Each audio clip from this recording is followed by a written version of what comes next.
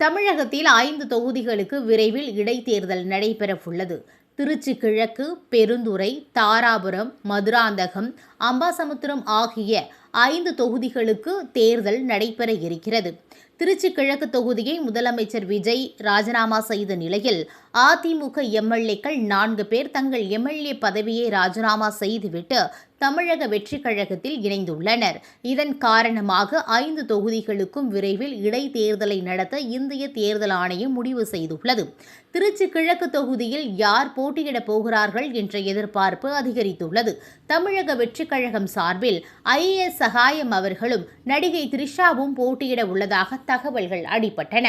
இந்த நிலையில் தற்போது நடிகர் ராகவா லாரன்ஸ் திருச்சி கிழக்கு தொகுதியில் தாவேகா சார்பில் களம் இறக்கப்படலாம் என்ற தகவல் அடிபடுகிறது.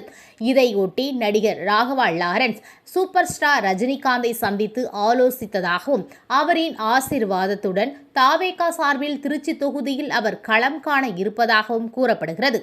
மேலும் இந்த வேட்பாளர் தேர்வு தொடர்பாக பனையூரில் தாவேகா தலைமை நிர்வாகிகள் தொடர் ஆலோசனையில் ஈடுபட்டு வருவதாகவும் கூறப்படுகிறது.